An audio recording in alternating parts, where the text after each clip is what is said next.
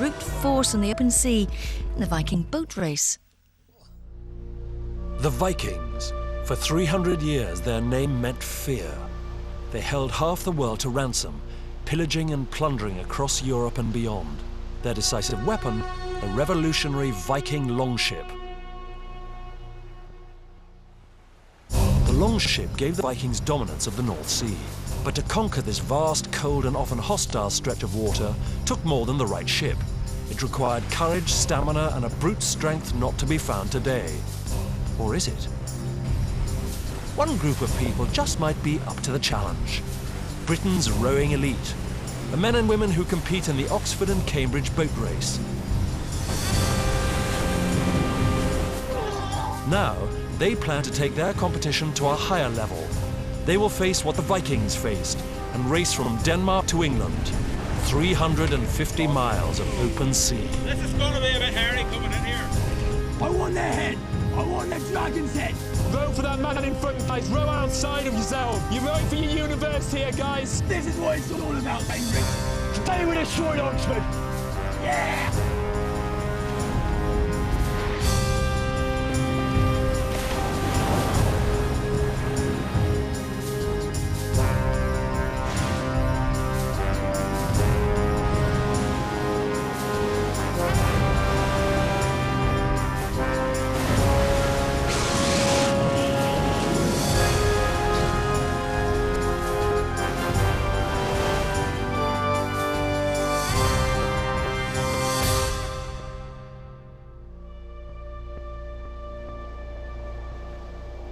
It was on the windswept shores of northeast England that the first recorded Viking raid on Britain took place.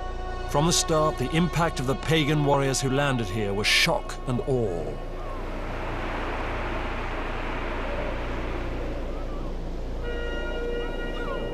People use the word Viking to mean very different things. Originally, it specifically meant warriors and pirates. They came from Scandinavia in around the period 800 to 1050. But today, the term's often used to cover the whole of the society that they came from. People talk about the Viking Age. They burst upon the scene in 793 when they raided the island monastery of Lindisfarne off the Northumbrian coast. And that was Britain's first introduction to what was to be a menace for the next several hundred years. Heavily armed and with violent reputations, they raped and pillaged their way into the history books. In a way, this was like the Anglo-Saxon September the 11th. It was an incredibly significant, disturbing event because nothing like it had ever happened to them before.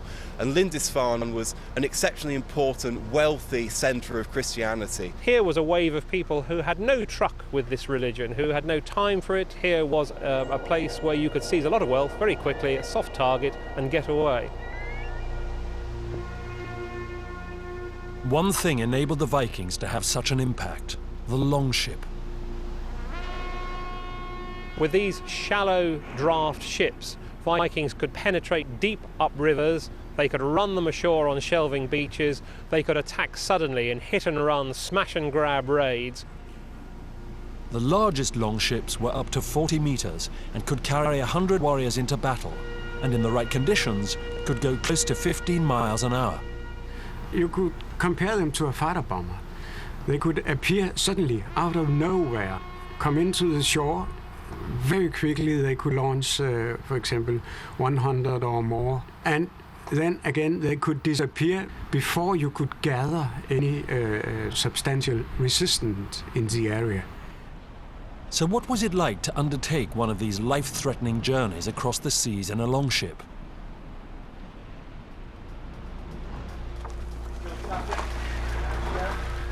These rowers from Oxford and Cambridge are about to find out. It's a highly dangerous mission, but these men and women are motivated by an extraordinary force, ancient and bitter rivalry. For 800 years, Oxford and Cambridge have been in competition, and since 1829, the high point of competition has been the annual boat race on the Thames. For each team, defeat is unthinkable. Honour is at stake. I think most of us are naturally competitive, and that's part of the reason why we're here. But I mean, certainly, Oxford's something that, you want to beat every time. I rode in the boat race this year and sadly we lost, so I thought this would be the perfect chance to try and beat Cambridge. The first year we lost a boat race, it was one of the most humiliating experiences of my life, and I don't ever want to do it again, so I don't intend to go out here and do it again. I think the pain is going to be awful at times, but that is a massive draw of it, because you're trying to see how far you can stretch yourself, see how far you can push the body before it can take no more. The journey starts at a crossroads in Viking history. This is the town of Ribe in Denmark, one of the earliest Viking trading settlements. This will be the start point for the race in 4 days' time.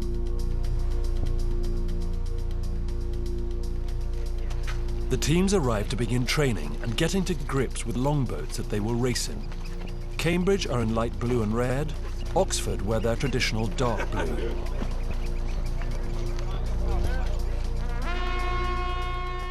Both teams are eager to get going and get a first glimpse of what the opposition has to offer. 1, 2, yeah. 3, yeah. Really lean back. 4, yeah. 5, that's nice. That's nice. Let it run. Go, yeah. 6. Feeling into the timing and rhythm, guys. Just listen out for everyone else's catches. Try and keep in time.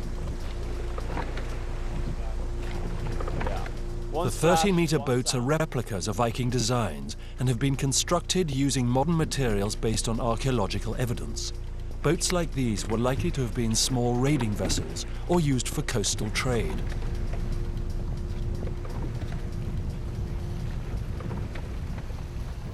I had no idea what it was going to feel like. I guess it's a lot heavier than anything I've ever rode in. So all of that. It's a bit more awkward than I expected. Just controlling the blades quite hard, getting rhythm. But I guess it's been a matter of playing around and finding what works for us. I think if we do find rhythm, we can all sit here and just rotate. Be sure we're doing the right thing. Then I think we'll be okay. These crews know their stuff. Some have rowed in the real boat race, but a longboat is a different beast altogether. For a start, the seats are fixed, so their legs don't move, so all the effort is in the arms and backs. Really lean out, long strokes. There are 9 rowers on board, and they will take turns at the helm steering the boat. Easier said than done. It's a lot harder than, because you overcompensate. So at the moment I want to go towards the bank, but then as soon as you do that, you start heading too far over towards the bank, then you think you're going to crash. It's harder than I thought, a lot harder than I thought. It's all about the steering. Cambridge also seemed to have a few directional issues. Light stroke side again, light stroke side. Really power around bow side if you can. Around it all, you caught in the reeds. Back a bit, stroke side. Back on stroke side. Oh, full taps. Much to Oxford's delight. 3, 4. Got you.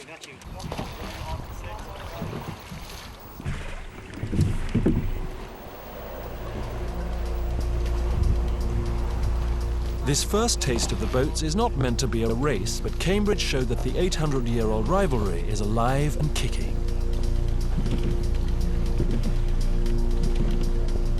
Coming right up behind them, guys. We're probably about, 20 yards away.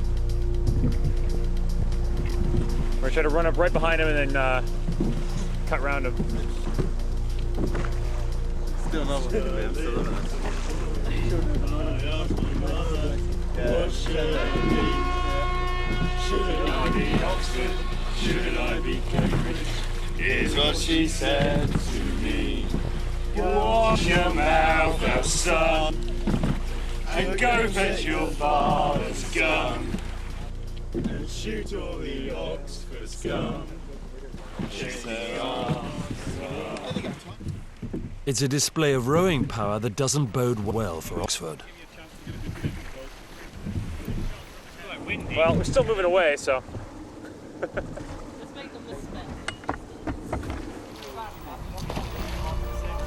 It's the design of these boats that was the key to the Viking success. The shallow draft meant the boats could operate in as little as 1 metre of water, yet were fast and seaworthy.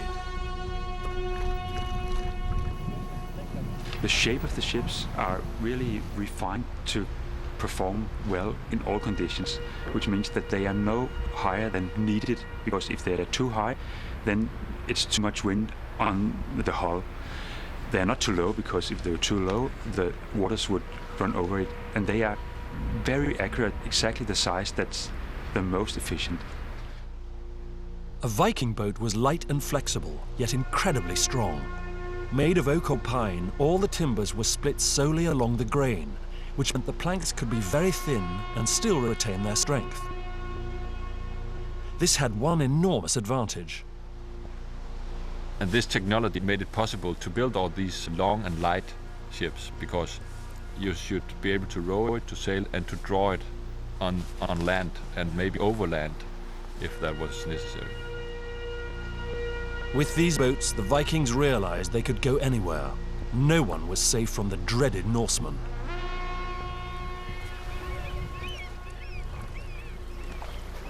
The first training session has ended for the modern-day oarsman.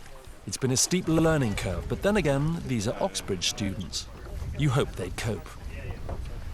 I think the boats weren't at all what we were expecting. It's just so hard to control the blades, it really is. We're used to the boats we rode, the blades are fixed, so once they go in the water, you can keep them there and you can keep the pressure on. In these boats, it's so hard just to control them in the water. And even if you let go of your blade, it would just fall out into the sea, which obviously would never happen in the kind of boats that we're used to using. We started off, we were pretty hopeless and we were sort of chopping around and just shocker. But once we actually got into a rhythm and started moving together, it was really nice. We were sitting behind Oxford for ages, and then we changed the technique a bit and changed what we were doing, and then we just went straight in front of them, just literally walked past them. It wasn't really a race though either. I mean, we weren't exactly. We were just trying out the technique and joke. I mean, take the rating up, the boat will go faster, but you know, we're going to do this for a long time, so it's quite good to practice getting the rhythm, getting it together, and keeping it going. You know, don't think we're trying to beat anybody at the moment. They don't have long to get it right. The race is 2 days away. Tomorrow they head out into the North Sea for the first time. It's no place for freshman errors.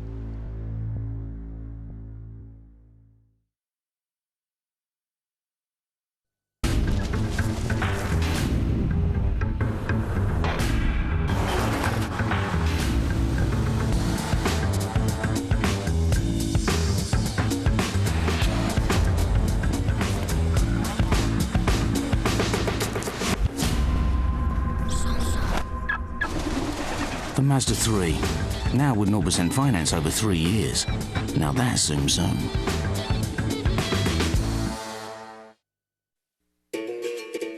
Say you had a box, 78 feet long, 36 feet wide. What would you do in that box? Something new? Something different? Would you make history?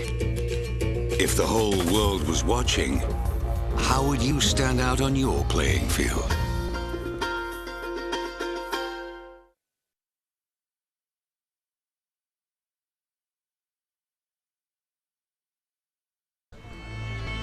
Our teams of rowers from Oxford and Cambridge have spent their first day in Denmark learning to row like Vikings. But to discover more about Viking society and culture, they're now going to go one step further. This is the Ribe Viking Center, a living museum. It's the closest you can get to life as a Viking without traveling back in time. It's an exact reconstruction of what Ribe was like in the Viking Age, based on local archaeological digs. We have the excavations plans from the museum. We build up the houses, we have the right type of animals, we reconstruct the tools, we reconstruct clothes and everything, and we live in it. 95% of the people who lived here as carpenters and craftsmen and farmers. And then we have perhaps about 5% of the people who went out raping and killing and stealing and conquering and so on. Oxford and Cambridge will now become part of this living experiment. For the next 4 days, this longhouse will be their home. It's a far cry from the privilege of college life back in England. This is my first bread making experience, yes. The thing we've noticed about this Viking kitchen is it's not very clean at all. There are flies absolutely everywhere. It was like a regional football. It's a good chance to eye up the opposition. Breaking bread with the enemy. Oh, thank you. No, it's all friendly banter, it's alright. It'll get more serious as the week goes on. Yeah, once they know their second place, it's fine. This longhouse would have belonged to a wealthy farmer or chieftain, and up to 25 people would have lived here under a strict hierarchy, from the chief right down to slaves. It was the centre of Viking life. Everyone slept, ate and lived in the main room. It wasn't what you would call an easy life. By our standards, aspects of daily life might be slightly horrifying. We've found, for example, that most of them suffered from gutworms, things that could grow up to 30 centimetres long inside your tum. We know that because we found millions and millions and millions of microscopic eggs of these creatures on the floors and in the cesspits. The average lifespan of someone living in the Viking Age was perhaps in the 50s. Very high infant mortality. Just when it opens up, take the tail off and just scrape out all the stuff that's left in the air. Oh, she's minging, guys. Words cannot describe that. It's so horrible. I'm not entirely sure what it is about it that I really dislike. I think it's just the fact that it was alive, now it's dead. It's just kind of got its innards everywhere. What do you do when all his lungs get stuck inside? Just rip? It hasn't got lungs, it's a fish. These little things that look like it's a little heart, I think, actually. There is already a discernible difference between the two teams' approach to the task ahead. I like the way Cambridge goes for a run, Oxford tuck into the chocolate biscuits. If they haven't trained enough by now, they're pretty much lost. So if they need to go running now, it's their own silly fault for not training hard enough before. Oh, no, they didn't. Well, we're not really sure if 2 days of 15-minute runs are going to make much of a difference to our training. I think that's the general attitude of the Oxford camp. It's all psychological mind games. The Oxford team look pretty weak. They don't look half as good as us. Why's that? They're a bit little, really. What do you mean? But our team, I think, is a lot bigger than the Oxford team. So, in terms of strength on a Viking boat, I think we'll probably be better. The food is ready. It's traditional Viking fare. Green eggs with mustard, lentils, boiled sausage. No protein shakes, no isotonic fluids, and definitely no carbo energy bars. Oh, that is grinding upstairs. It looks like it's pickled. With a salad here. You ate fairly well in the Viking Age. We've seen from the remains in their cesspits and their rubbish pits that there was a good diet, and dietitians have waxed lyrical to me about if we were eating their diet, we'd perhaps be a damn sight healthier than we are today. On the other hand, it was fairly monotonous. Would you describe it as a taste sensation? Whoa, that is interesting. Not, but yes. Okay. That is disgusting. To help with digestion, historian Dr. Gareth Williams has joined them to help dispel a few misconceptions about the Vikings. What do you think you know about the Vikings? Wasn't Asterix based on like some Vikings who lived in France, and therefore didn't they not like the Romans? No. I mean, I think I've never read That's not really the image that people have of the Vikings, is it? Pillaging. Yes, pillaging. That's more like it. What else? They had hats with horns. Okay, hats with horns on. Wrong. It's one of the myths about the Vikings. The idea of Vikings with horned helmets, that goes all the way back to the 19th century. With the sort of development of the historical novel, people wanted to write books about the Vikings. They were rediscovering the Vikings. They were reading the sagas and starting to translate them into a language which people could understand. And people were looking around for illustrations for the books. And we saw these wonderful Bronze Age helmets, thousands of years before, which had horns on. I thought, that looks like a good illustration. Doesn't matter if it's the wrong period, we'll stick it in, and the legend stuck. So horned helmets, pillage, what else? The Vikings, didn't they like sail up all of the rivers, and Cambridge was like their big market town? Yeah, and one of the important things about Viking ships, and this is going to relate to the ones that you're sailing and rowing, is that the same ships were so shallow that you could use the same ship on the sea, on the open sea, but you could also sail it up rivers as well. One of the things that they had to do, which I think you're going to be lucky enough to escape, is to get from one part of the river system to the other, they had to carry their boats over land for up to 40 miles. and it's not very easy carrying the boats overland. It's hard work, so you've just got to row them and sail them, so you've got the easy bit. With the feasting finished, it's time for some traditional Viking games. Okay, Oxford and Cambridge. Now in Viking Age, one of the big issues is who is going to sleep next to the fireplace and who is going to sleep in the stable. The Longhouse only has enough beds by the fire for one team, so the team that loses this log battle will be sleeping on the stable floor.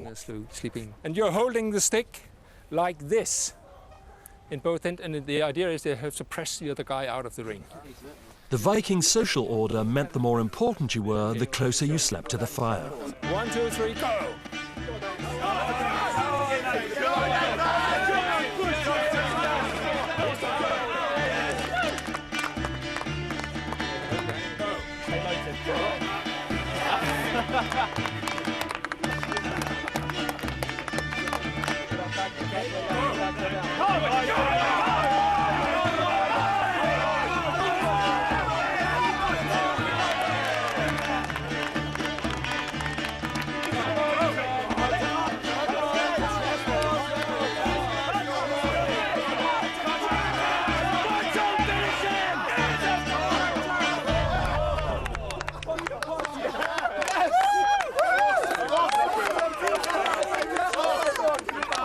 It's 3-1 to bed.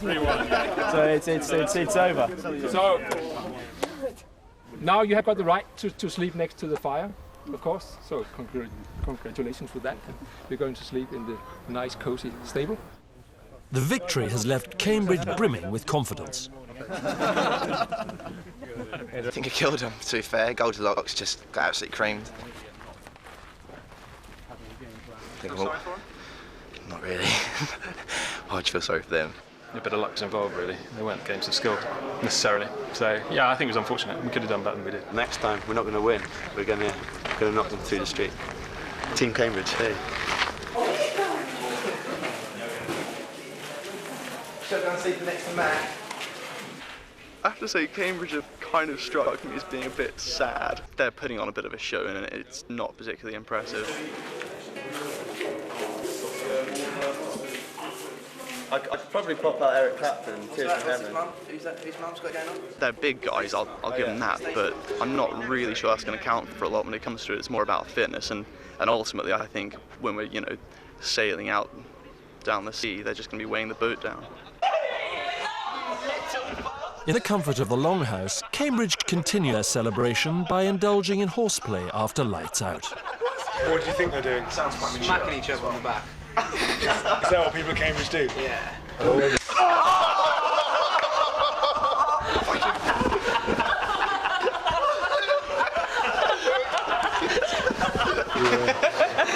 They love it. Why do you go and see? Because I don't want to get involved. I need to hold myself back.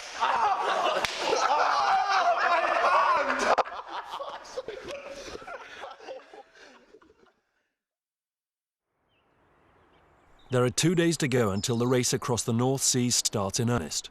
The rowers are slowly coming to terms with daily life as Vikings. Good night's sleep. It was. I think we drew a better straw in losing the games and sleeping here. It was comfortable. Despite their wild image, the number of combs found by archaeologists suggests the Vikings lavished great attention on their hair and appearance. We also have found small scissors, small spoons for cleaning up your ears and cutting the hair in your ears on the nose. And we know also that they had very, very nice hair styles set up the house, also the men, and we have some stories about also using manicure, painting up their eyes and things like that. So they took care of themselves.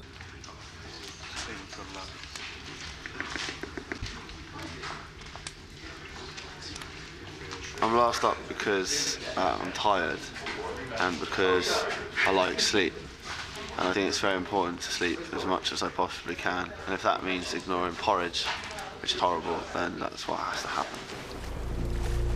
Today in training, the rowers will leave the sanctuary of the river and the estuary and head out into the North Sea for the first time. It's a total unknown for all of them. In Viking times, this is a journey many hundreds of boats would have done. On board were countless men and women not knowing if they would ever return. The Vikings had no real fear of death. Dying wasn't important, it was what you did before you died, the fame you achieved through your actions.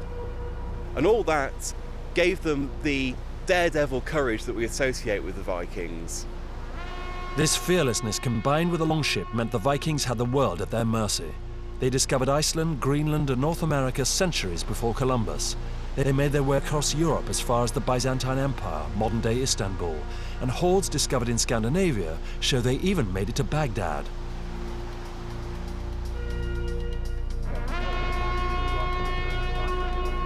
The Oxbridge teams have so far covered about 5 miles in training.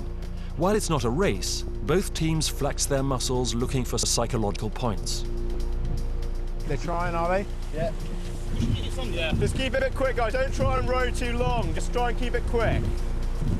Quick and easy. The only thing that is a nod to modern times on these boats are the oars, which have a wider blade than those the Vikings used. Viking oars were little more than poles with flattened ends. That's nice. Good luck, guys. Consolidate it.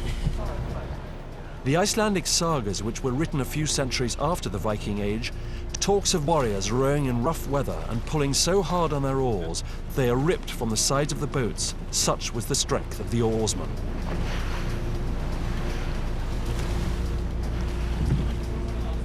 Cambridge take full advantage of their bigger muscles and pull further and further ahead.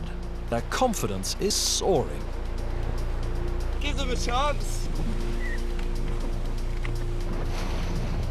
I am scared about the opposition, not about their beatings. I'm concerned about their ability to finish the race. Oh, I'm feeling sorry for them already. In fact, we're pulling away. Oh, Jesus. That must be so demoralising. There are a bit of driftwood going past amongst them.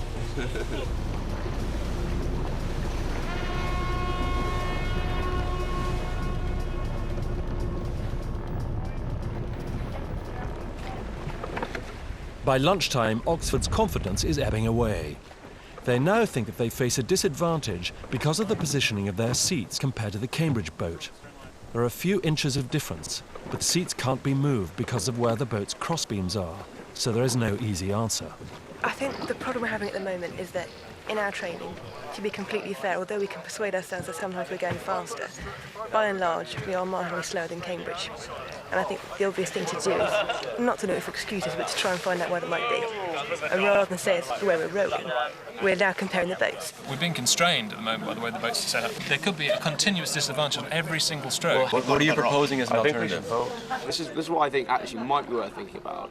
Is, you know, instead of moving, actually swapping boats. You know, it's not going to. It takes 20 minutes to paint the thing. You know, change over the paint. I'm not convinced there really is an issue. I really think that whatever problem we've got on the stern, Cambridge have in the bows, if not worse, because they're more cramped in. Then you need to cheer up a bit. I think it's just about having a good time. When you stop having a good time, then you just stop trying. I think that's, as long as you're still having a good time, that's what counts, really. Steve from Cambridge shows his sympathy for Oxford by leaving a goodwill message on their boat. Let's do some more. I mean, personally, I think it would just be. I wouldn't be happy with myself to be that difficult. I think it's gonna sort of continue this trend of us kind of making excuses for things. I think we've got to go out there and just, you know, do this ourselves. You know, it's not about the boats. It's not about, you know, whatever silly problems we've got with the equipment. It's about us going out there and doing it ourselves. Are we all going to rule against changing our boat round? I don't care where the seats are. I'm just going to pull hard and do this. Why don't we go out there and just do it? It looks like nerves are coming to us. We've seen Cambridge, they've performed well. They've been performing well all week. They don't look as pretty as us on the water, but they seem to be doing something and shifting the boat. Just they seem to have something that we haven't got.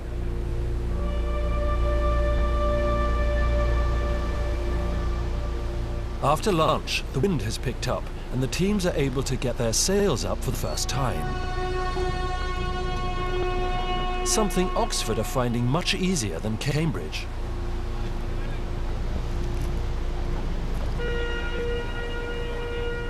Have the Dark Blues finally found something they might be good at?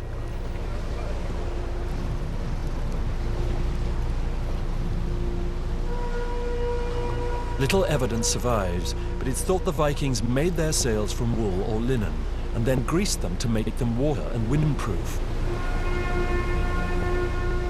They are basic in design, but learning how to handle them properly can make all the difference, as Oxford are discovering. Getting our sail up quickly, making it efficient and changing over quickly, rowing, sailing when the wind comes, it's actually been worth, a lot of rowing time, really. We've got so far ahead of them now, just through, getting our sail up quick in them and just getting our course set. So I think the sailing is going to be quite important. It's the first time they've had a chance to put the sail up in the sea. It's a lot of different rowing from the river, I'm sure. But yeah, they're doing good. Boats, yeah, moving along nicely. The light blues and reds of Cambridge are unperturbed. I think rowing, we're a lot more confident and we're a lot more together and a lot more of a team. The guys in the Oxford boat, maybe not quite so keen to row. Oh yes, I'm on the winning team. That's all I have to say. The good people and the good rowers, and not even breaking sweat. So they do 12 hours, no problem.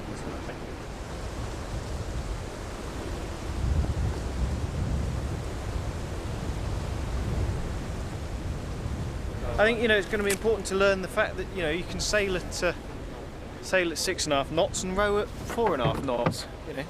It's going to make a bloody big difference over 450 odd miles. That was good actually. I think they do handle quite strangely.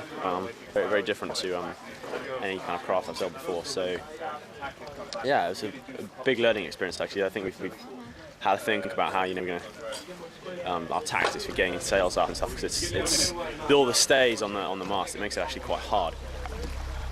Both teams have had a good day's training, but for very different reasons. Cambridge by oar and Oxford by sail. Soon they face the open sea as the competition begins in earnest.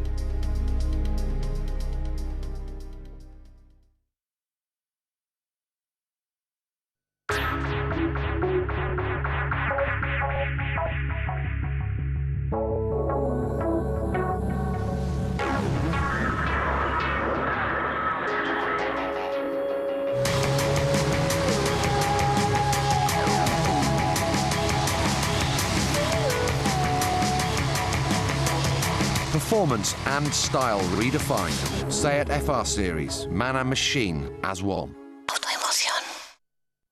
If you're buying a car, you want to get the most for your money. Call the AA and you could get a low rate of just 6.2% APR typical. And with plenty of low repayment options, you can choose a monthly amount to suit your budget. So with the AA, you could afford an even better car than you thought. For a decision in minutes, call 0800 234 6000. That's 0800 234 6000 or visit theaa.com. Call now and you could also get a free 6-month AA car warranty.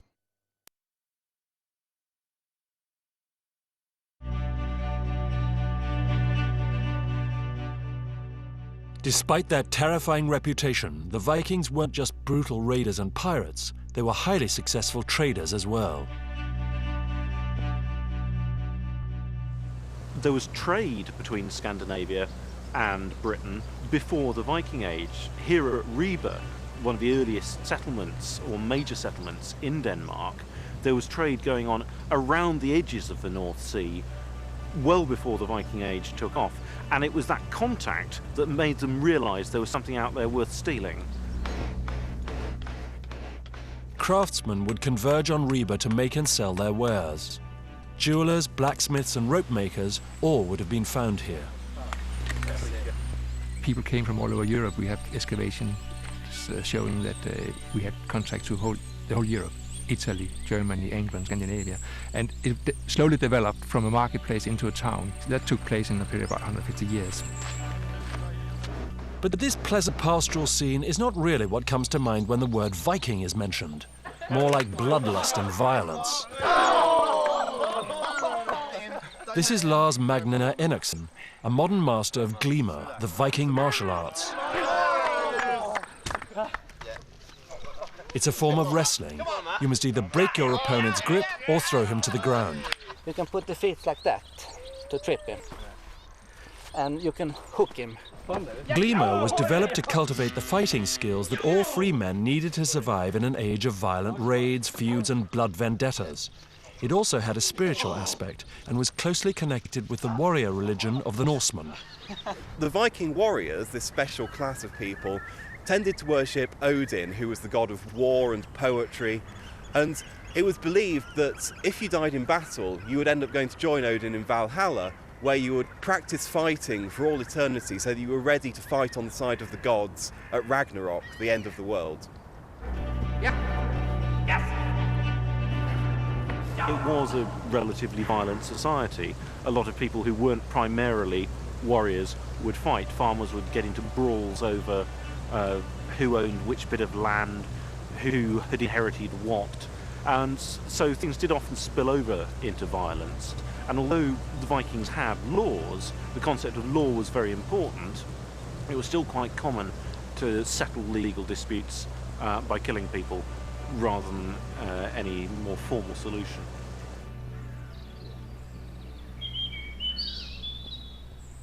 Now we will have a friendly competition in Glima. Now the bitter rivals must face each other in a Glima showdown. It will be best of 3, and the rules are simple. It is the first person who touches the ground who has lost, or let go of his grip. Oxford desperately need a win, if only to check Cambridge's rampant confidence. Yeah! Come on, Jerry! Come on, Jerry!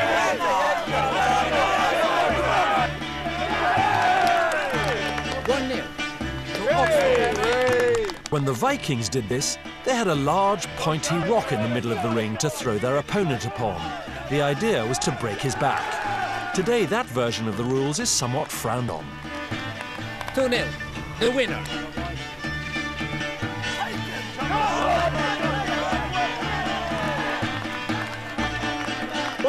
To Cambridge. Right.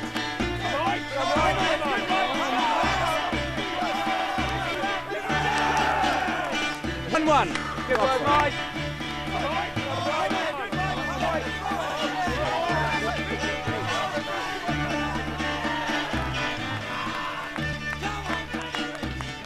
Honours are even, with one bout to go.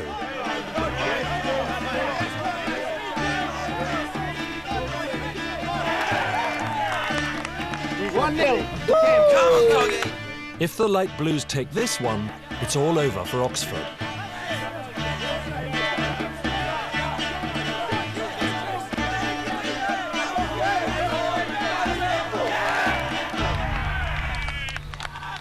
Cambridge won this and is also the winner of this Glima. Yeah, baby! What's that smell? Sweet. Smells like sweet, isn't it? Smells like victory. That's what it is, boys. It's a shame we lost. You know, he's a big guy and he's pretty heavy. Tough to get him down, but I think if he was a little bit taller, we would have had him definitely. But yeah, pretty tough. You know what happens when you throw a banana down? It mashes. It's just like an Oxford boys. Mash. No. Cheeky lot, really, but that's the main event that counts, isn't it? So I think we are. Yeah. Well, at the moment they've got a few people that are kind of dictating this kind of winning spirit to it, and in that sense they have here. But when we get down to the sea, it's going to be completely different. This hasn't proven anything, and that will all be proven on the sea. So it's still open for either team. But as a unit ourselves, we need to find this winning attitude. And we can't be, yes, it's a good experience, and yes, we've got to enjoy it, but we can't be happy with that. We need to aim for more. Cambridge celebrate their victory by sneaking into Reba town to sample the local brew. A toast to yet another victory for us today. Well done to Well done the wrestlers. to continued victory and domination across the nation through representation through the human nation. Skål. I think they like to play it up in front of the camera, and we kind of we're a little bemused by the fact they suddenly kind of decide that they've got to be super competitive and act like. Oxford are going to be in bed right now. They got a few sores from the day, and they're just having a bit of a rest. I think they deserve that. We whooped them so bad that they're a bit sore. But no, it's fine. We get on fine, really. I think it's a performance. Training has finished. both teams are ready to commence the 356-mile race home to England. Oxford and Cambridge will head in a series of stages down the Danish coast, past Germany and Holland, before attempting a crossing towards the UK.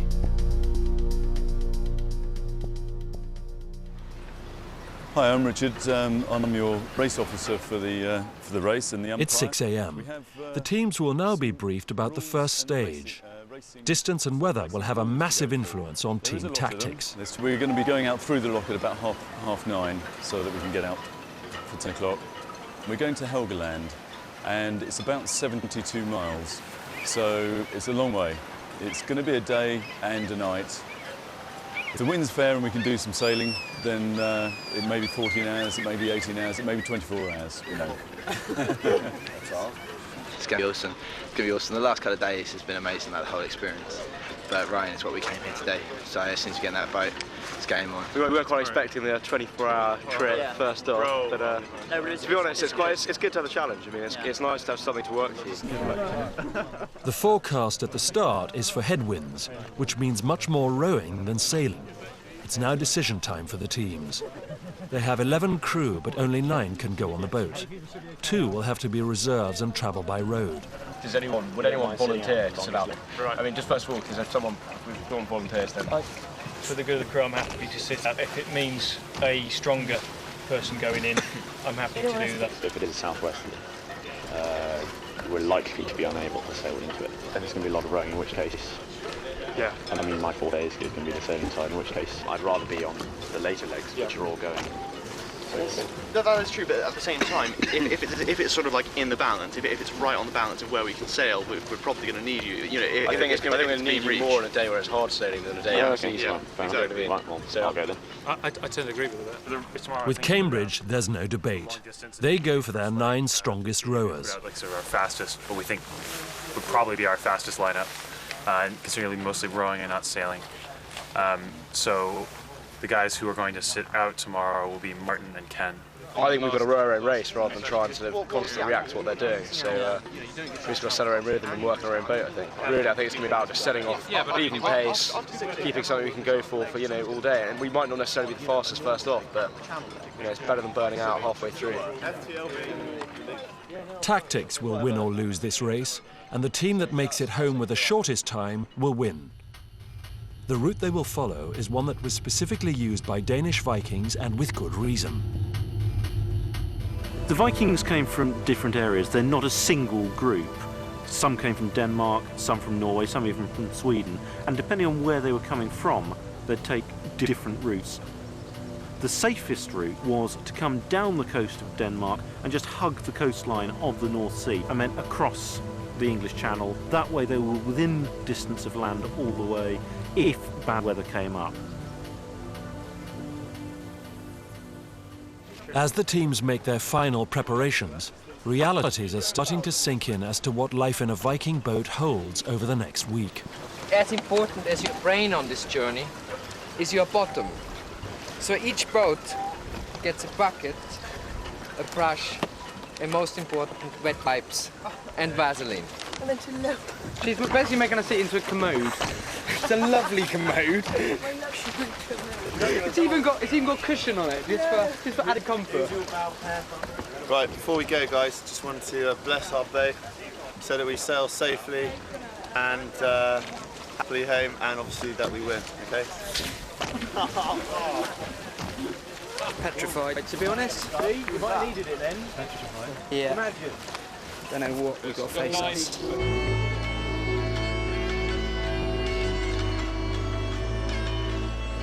Separated from their age by a millennia, the Viking longboats bid farewell to Reba for the last time. Ahead of them lie 72 miles of treacherous currents, tides, and the world's busiest shipping lanes.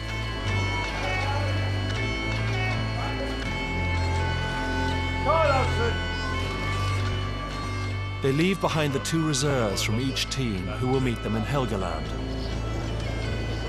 Cambridge! Must be joking. Can I Oxford row for your lives?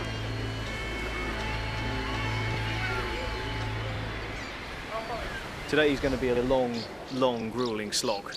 We're talking 70 odd miles. I know for a fact I'm one of the lighter, less well-built members of the crew. It makes sense, therefore, to take me out today and maybe stick me in on another day. The next 40, however many hours, are really going to test people on that boat. And I'm really, really devastated to be not on it. But in another way, I know that I'm going to get there by land, and I think when they get off field of end, there's going to be some very bedraggled people there. This is a rowing and sailing race. I'm the smallest, lightest guy in the crew. Never done a rowing race before, in a rowing seat before in my life. And I've done next to zero sailing, so, there's not a whole lot going for me when it comes to selection, is there? The boats finally clear the estuary and rendezvous with their support ship. When she blows her horn, the race is on. So what's your battle plan for the start? Start fast, get faster. Get in front of them, probably stay there for what, 7 days? Yeah. Alright guys, let's have like 10 nice strong strokes to get us going. Okay guys, just keep it steady, row your own race. Just keep going, just keep it focused. Keep it long. Connect. Keep it long guys, that's good. Connect. It doesn't take Cambridge long to pull slowly ahead. Kind of win the race. I've got like 40 hours here. It's just, Can we just lengthen it out a bit? The glassy sea conditions are ideal for rowing, with only a slight headwind. Cambridge on us together as you guys. And not looking that great, just keep that rhythm. This is how we're going to win this race. It's going to be rhythm and timing. Both teams are making around 3 to 4 knots, but this is a marathon, not a sprint.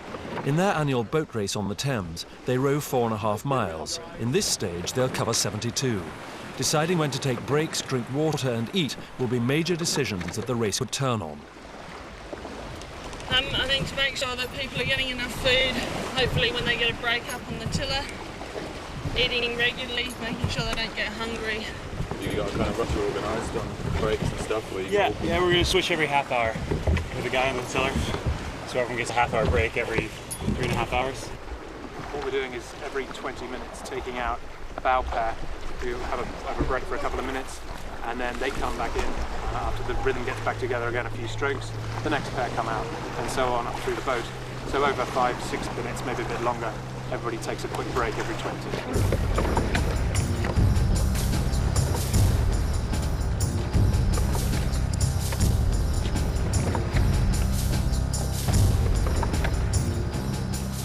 1,200 years ago, when the first Vikings set out on raids through these same waters, their fleets numbered only 2 or 3 longships. But as the Viking Age progressed, these raids became invasion forces. And you end up with stories about fleets of 300 ships. It was 300 ships, for example, that Harald Hardrada allegedly came with when he invaded in 1066. And it took, I think, only 24 ships to take the survivors home.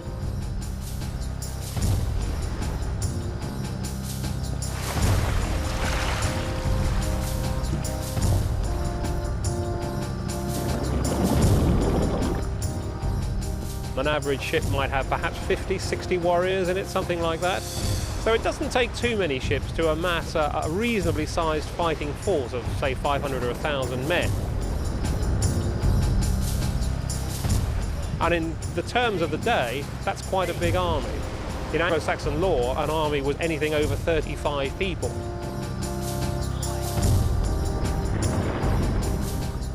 All of these journeys, I think, were in pursuit of wealth and status in one form or another.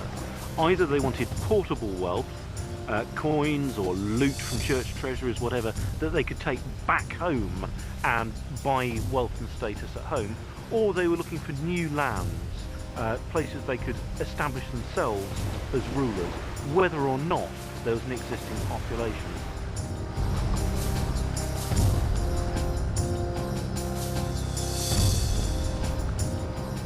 The race is now 5 hours old, and Cambridge have rowed 15 miles and are ahead by about a mile. So how far behind are they, Hugo? I don't know. A couple of zip codes at least. Maybe a county? I give them a county. State. Yeah, small county, like, you know, East Anglia. Maybe a small country, Luxembourg. Luxembourg. Andorra. They are definitely Andorra away. Andorra away.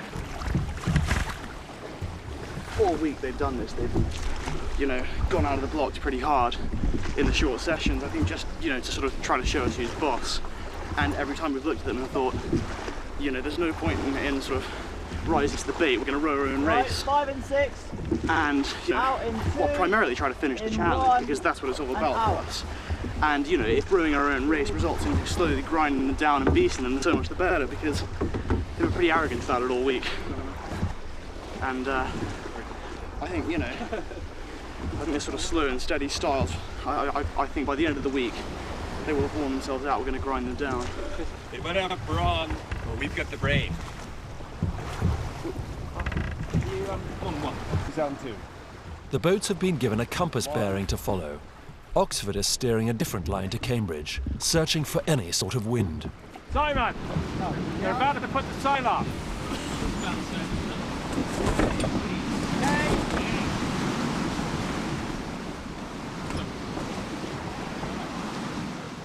Cambridge can see the Oxford sail go up, but they're dismissive of the dark blue tactics. They put their sails up and they were a long way behind. They put their sails up, the wind's really not going in the right direction. So they seem to be now heading pretty much perpendicular to where we're headed. They're basically directly downwind now. The way they need to be. Even if the wind changed, we could still come over and give them a bit of kick out time. Even if there was a tsunami, it wouldn't help us. Oxford's sail is making a difference, and they've started to pull back some distance. Well, I've just rowed for 6 hours straight, which is about 3 times further than I've ever rowed, and I'm not even a quarter of the way to my destination. So I should be depressed, but I'm actually quite happy, because we have taken a risk on using the sail. We pulled it up, and it's increased our speed.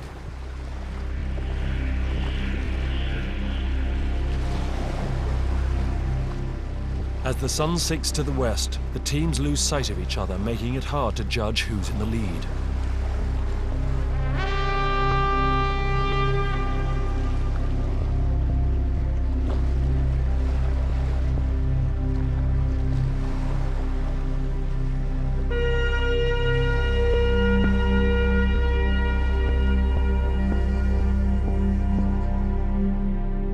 For the first time, doubt creeps into the Cambridge psyche. An hour and a half after Oxford, they raise their sail.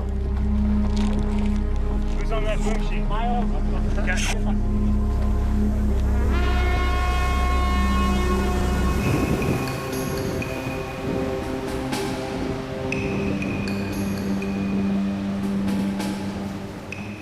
Darkness envelops the 2 longboats, but the oarsmen push on. The temperature drops fast here at night. Now the struggle is to keep warm and dry.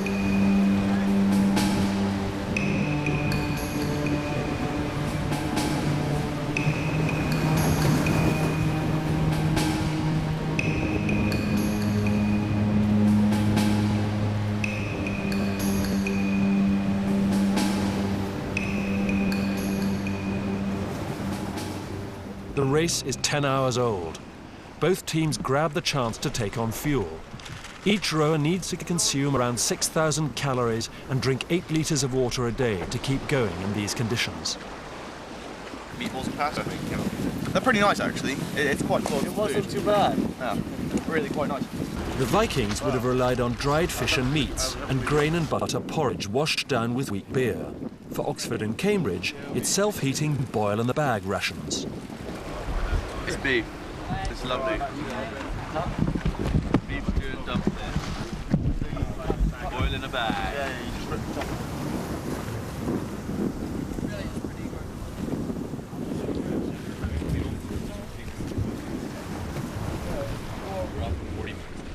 Keep going, guys.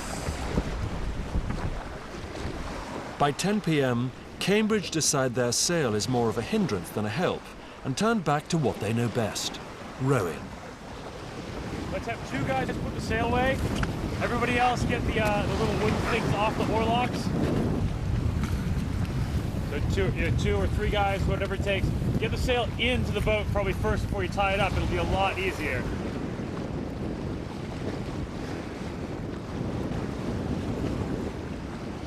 It's going all right.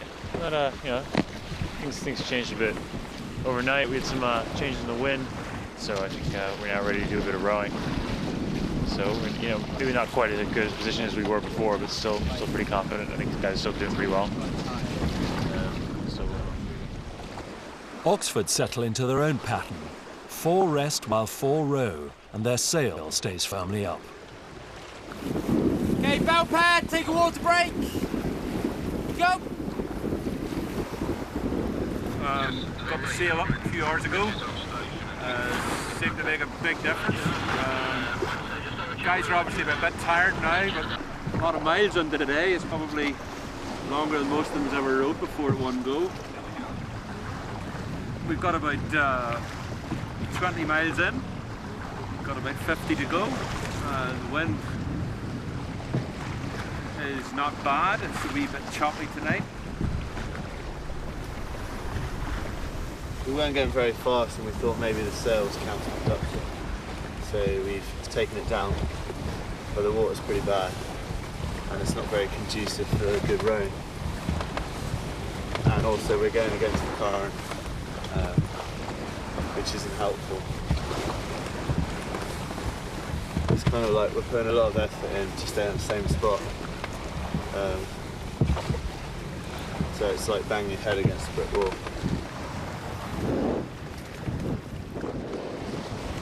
As the hours slowly drift by, neither boat knows where the other is in the darkness. I have no idea where Cambridge are at the moment. For darkness, we think we had passed them, but again, you know, they were at least sort of 2-3 miles away, and you know, angles and stuff are hard to judge. I mean, we'll find out tomorrow. But all things going fairly well so far.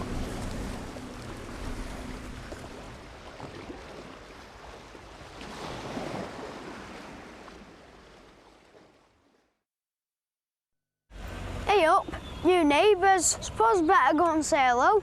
Okay. You alright? So you've got the new Zafira then? Yeah, brand new. Thanks your butchers. New car, new arms. Someone's doing alright. Glass roof. Covered storage. Sat nav keeps them out of trouble.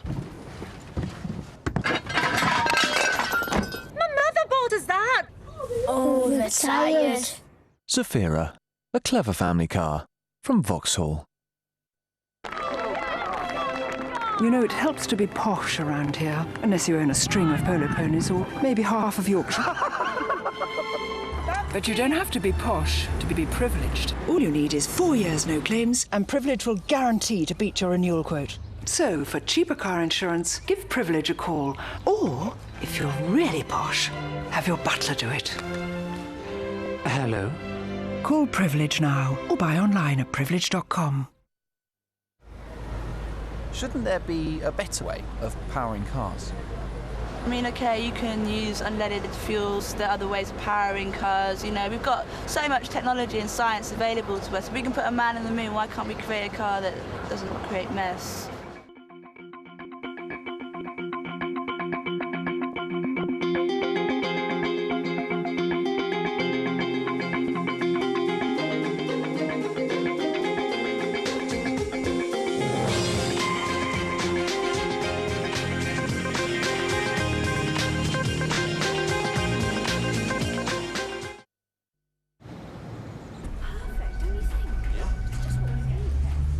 Oh, look at your eyes light up. Mariva and Zafira, available with 4 years 0% finance from Vauxhall. Spicy bean burgers, chips and onion rings. Meet the extraordinary individuals who love to eat, eat, eat. I've come across people that, given the choice, would happily eat themselves to death. A rare genetic disorder means they just don't know when to stop. The BAFTA award-winning series Only Human continues with Can't Stop Eating, Thursday at 9 on 4.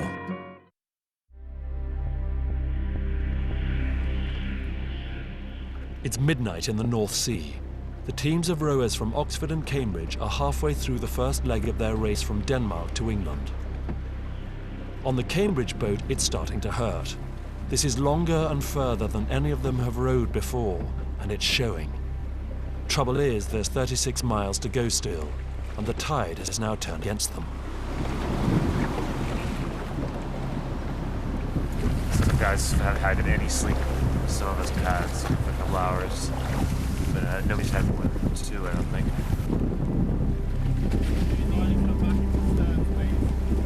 I'm tired, but it's not too bad. We're doing all right. It'll be interesting to see how the two teams are lined up come daylight, and that'll be where the real race starts, I think. Once you've got through the night and you can see each other, and the destination is a tangible distance away. In the distance, Oxford ploughs steadily on.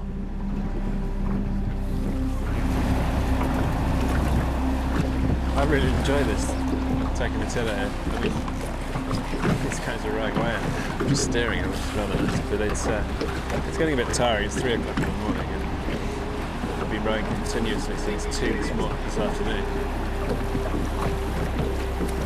Something about the whole experience is kind of keeping you going. You've got rowing under the stars and fantastic afternoon. It's just a whole new experience. And there's just so much going on, you don't really want to miss any of it. By 3 a.m., hours of rowing against the current is getting the better of Cambridge. They are desperate for a rest. It's like I'm banging myself on the head with a hammer. It's just not worth it. Let's get the sail up.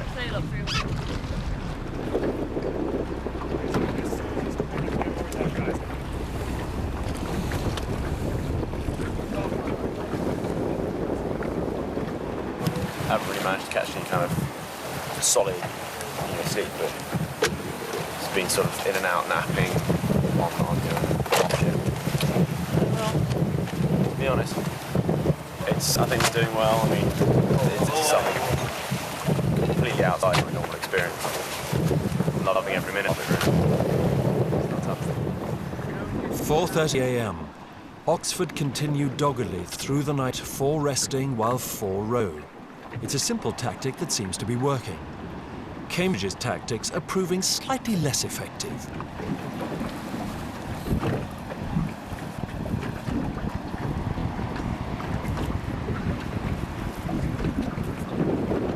Hugo on the helm is the only crew member awake. The rest sleep exhausted after rowing all night.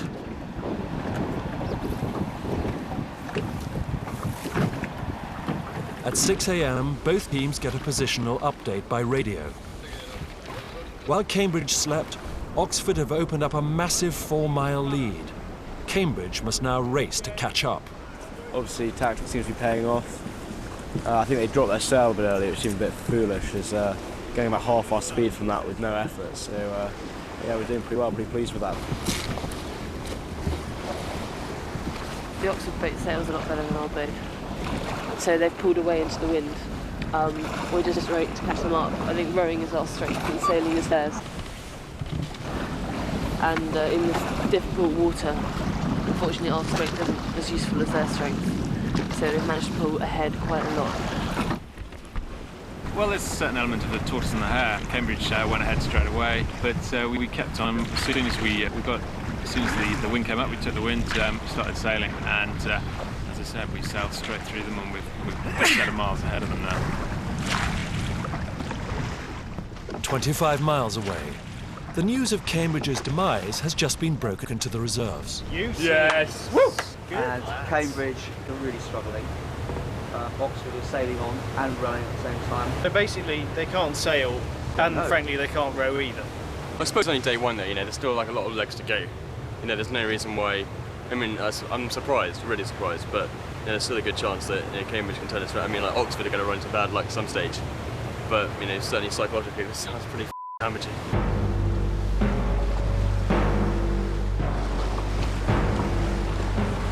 The ghost ship Cambridge has dragged itself to life, but conditions are deteriorating. Gone is the glassy sea. They struggle to make headway. Steve, who normally cannot be kept quiet, is now speechless, a broken man. Everybody's feeling physically and a bit mentally exhausted at the moment, so let's just try and row back into some sort of rhythm. Let's just try and lengthen out, try not to chop at the water, just try and get it back together, work as a team. Okay, Steve, are you all right to row? Or are you going to need to sleep as well? Oxford are still 4 miles ahead and keeping the gap. For them, the finish line is now just 10 miles away. The boat's rolling around and pitching so much that rowing is almost more of a hindrance than anything. You know, your blades keep getting caught, you can't get a decent stroke in, most of the time. So we decided it wasn't really worth the effort.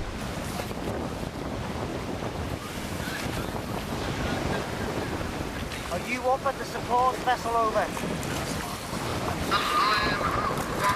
We need you to go over to get Alex, the medic, and to come over because we are transferring one of our crew members onto the support boat. Steve's condition has worsened. The medic has been called from the support ship. It's bad news. He must go off.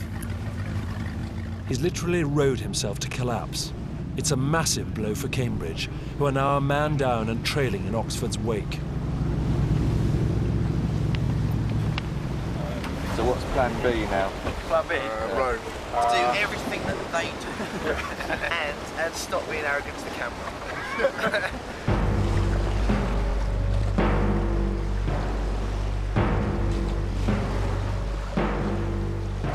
After 26 hours and 60-odd miles, both teams are battling against the wind, tide and current, a problem the Vikings knew well. Changeable weather and conditions meant the journey times were notoriously difficult to predict. Denmark to England was 3 days with a fair wind, but with headwinds and gales could take weeks. Norway to Greenland could take all summer. It meant proper planning for the journey was vital. Most of the ships that made the journey in the 9th century would have crews of maybe 30, 40 people, maybe a little bit more, and they'd be big enough to carry provisions with them. Again, they could, if they needed to, land and take food wherever they were, kill livestock, steal the grain, and so on. And that's certainly a large part of their campaign strategy, was always attack places where there were supplies ready for the taking. It's 30 hours since the first stage of the race started, and after 72 miles, Oxford are nearly there. It's a classic tortoise and hare story here, guys.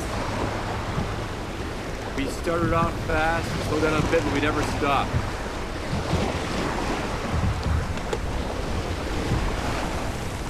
Take over the line like champions.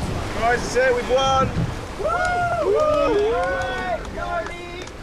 Yes, you're Nordic. Yeah, Ship the blades. Cambridge still have 3.5 miles to go. Their pride is punctured. And they will have to do it without Steve.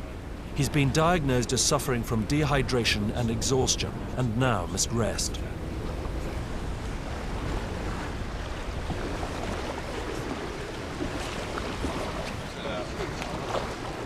We rode our own race completely. I mean, we didn't go down what they did. But I mean, we put in some strategic calls, and the night we were, rowing all six the whole time with the sail up most of the night. There was no time to not rowing during the night. So you didn't sleep at all? We had 1 hour, 1 hour off, 1 hour on. It just worked so well, and everyone was working for each other. And we were sleeping for an hour, which was no sleep. And we weren't even sleeping for an hour. We were getting kipped, lying down for an hour, and then getting back on, and everyone was well up for just getting on with it. Okay, finish it off. You're almost there. Come on. Everything you've got, guys. In your back. 3 hours later, Cambridge finally crossed the finishing line to face a post-mortem and discuss lessons learned. A lot of last night was to do with sailing. We didn't handle it very well, and we didn't handle today very well. We're not good at working out our bearing, and therefore not good at sailing. They've done really well over the last 24 hours to utilise their sailing really effectively. And full credit to them and what they've managed to do in the last 24 hours is excellent, as I say. So we'll probably just have to look at their strengths and see what they've taken from the last couple of days, because they obviously learned a lot from their training and stuff. And they've approached this whole week of breaking weights out. So maybe we should learn a couple of things from them. When the motley flotilla arrives at port in Helgeland, there is a traditional German Viking welcome. Shame no one told them the horned helmets are a myth.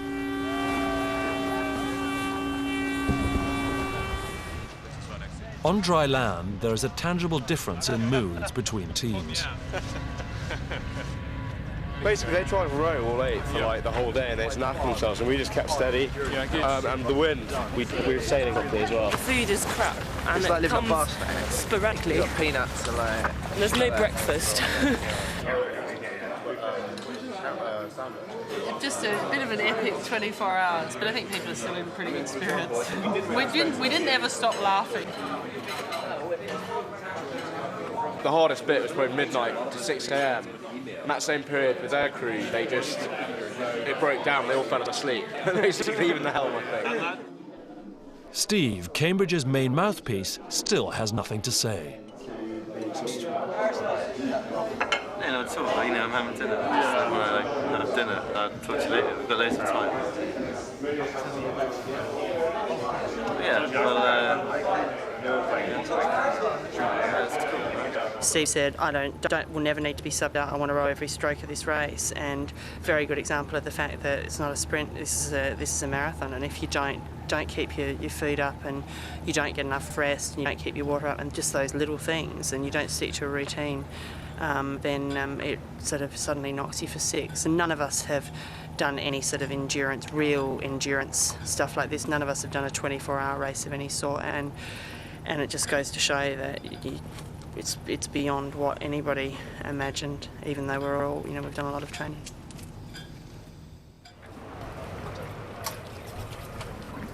Early next morning, and the teams prepare to set out into the North Sea once more. There are 280 miles to go.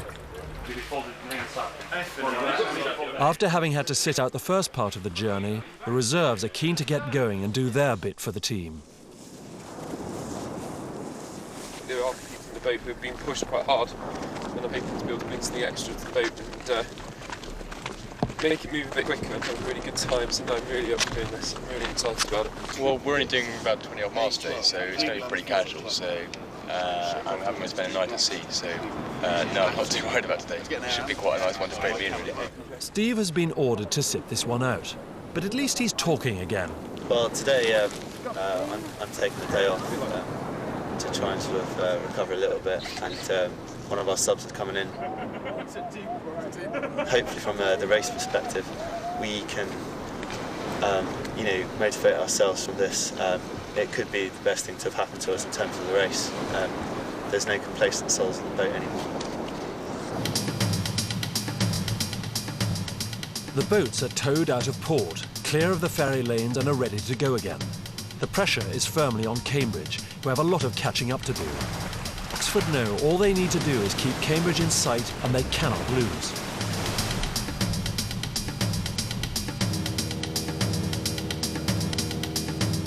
High above, the reserves are making the journey in a somewhat quicker fashion. Okay, both crews, are you ready? Go. Right, guys. Can we start a little bit stronger on port, please? Despite being surrounded by thousands of square miles of open sea, they're almost immediately on a collision course. Cambridge going right across, what are you doing? Guys, we've got 4 hours to play with. Let's not mess it up, yeah? Watch your bleeds, watch your bleeds. Ready to show up, watch. You're staying into us, so it's supposed to be going apart. Can't, because if I row, I'm going to take them into them. Just chill. Just calm down, everyone. There's nothing to get excited about. Even pressure both sides. Just move away. Just get some space. Just give us a bit of space for us and them. Can you tie those down and get rowing? Because we're dropping behind and we need people rowing. Cambridge are banking on what they know best, power. Right, slowly but surely they move ahead of Oxford. I'm liking it. We're going to row the first hour non-stop, and then after that we're going to take half-hour breaks, get a sip of water, switch who's steering, switch seats if guys want to change seats. We know we can outlast them. They're going fast now, but f it, we're going to outlast them, so lean back.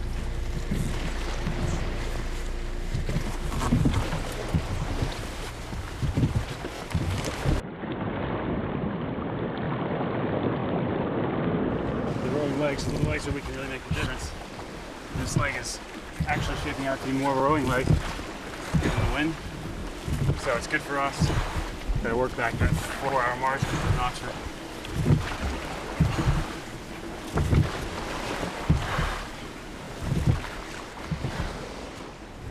An hour in and Oxford are trying to keep Cambridge in their sights, but they've hit a problem. It's never been in a boat. Just pain when you try. Or... Tom is in a lot of pain, having drunk too much water before the race. Really, yeah. Okay. Medic Alex Bohanna has been called.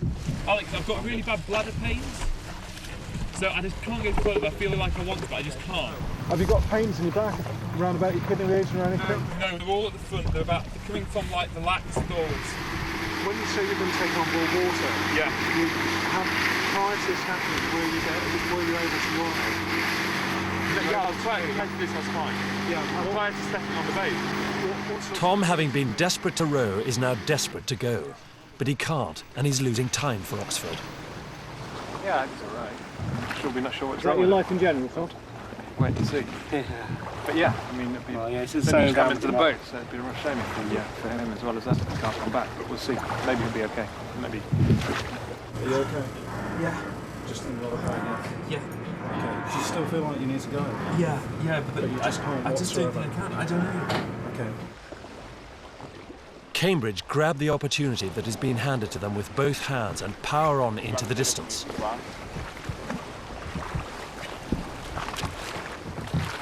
Yesterday we made some tactical, bad tactical choices. But I think our confidence is justified. We're clearly a faster crew. I mean, look at the rowing here. We rowed for about 45 minutes, and I put them, I don't know, half a mile behind. With Cambridge pulling away, things aren't looking good for Oxford, who are still a man down.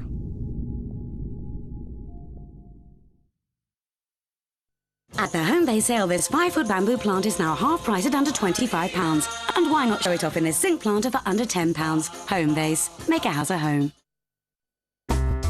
It's true. 4 out of 5 people still aren't getting enough fibre.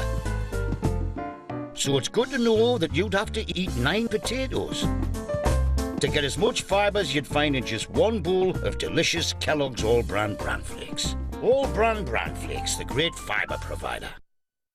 And so, I give you the new restyled Renault Megane with a fresh new design at the front. And,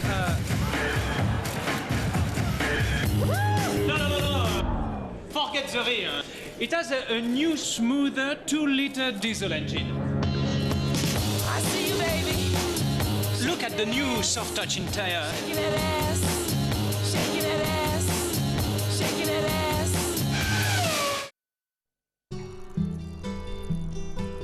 Free broadband. Now available for pay monthly mobile customers. Only at Orange shops or orange.co.uk.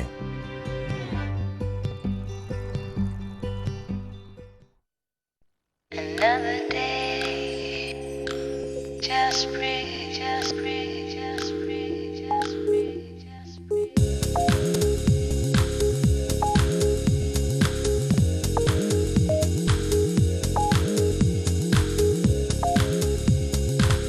Simple pleasures in life are a gift. Pay for them with everyone's everyday payment card. Visa. Love every day.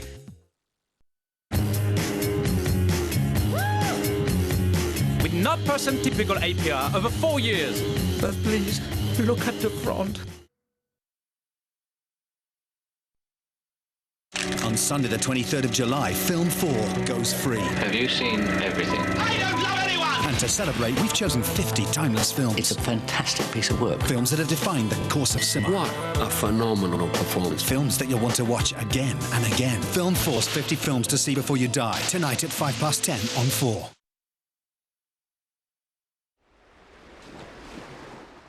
Cambridge are ahead by around a mile and are slowly eroding Oxford's 4-hour lead.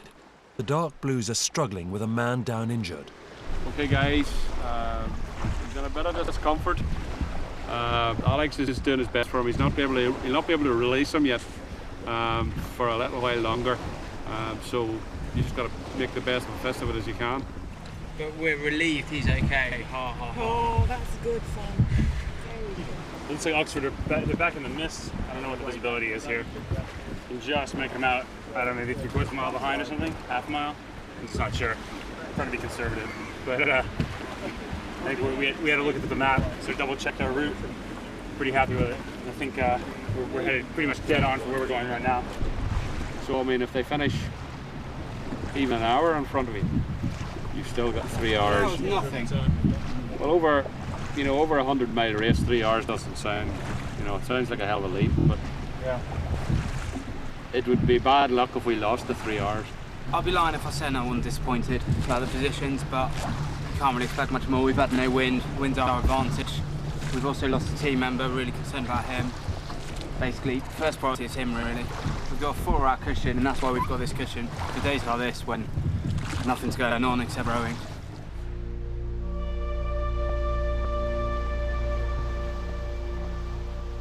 Oxford struggle on. As the mists close around them, they lose sight of the opposition.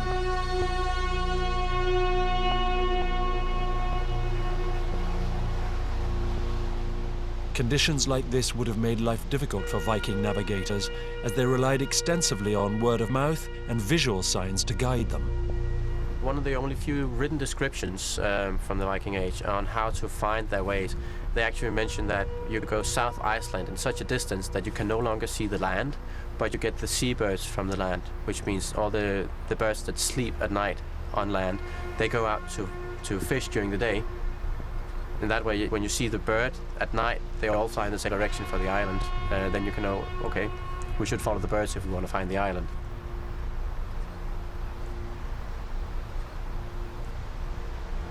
So you would use signs in nature, birds, whales, currents. You can see the clouds are changing as they're moving over the Norwegian mountains, or in Greenland, for example. Clouds are being pushed upwards and they change shape and color. You can use that to find land as well. Actually, before you see the mountains themselves, you can see the clouds high over them. And that's been used too. Even with nature's help, it would have taken great bravery for the first Vikings who set sail out to the open sea, not knowing if they would reach land or if they could find their way home. They could go places where nobody else could. They could cross the North Sea, they could cross the whole North Atlantic. But also important is the Viking mindset, the idea that you have to achieve fame and fortune by any means necessary, and that there's no place for cowards. And this sort of institutionalised idea of bravery and pushing forward the frontiers of your society carried them on across the whole of the known world at that time. Cambridge are a mile ahead. Despite his discomfort, Tom has braved a return to the Oxford boat to offer motivational support. Yeah, no, I'll explain in a moment. Let me take that. Can you sit at the tiller so I can row? Yeah, I've got to sit at the tiller. We're going to sit at... His conditions improved, but he's still not fit enough to row, but he can still provide some support and help to the team, which is what he wanted to do. He wanted to feel part of the team, not left out, by participating, i.e. just using a tiller. For 10. Go, together. Really focus on it, guys. Watch the blades if you must. Hear it, that really works. If you really listen to the catch. Together. So let's just try and keep it as efficient as we can, get as much out of each stroke for as little as possible. Canelm has taken the helm for Cambridge. As the winning cox in the 2004 university boat race, he knows a thing or two about the job. Steady, swing. And then all eight of you just falling back on your oar handles as one. Right there, that's it, yeah. But he hasn't been told how shallow the water is here. We're really shallow here, guys. Easy, easy, easy.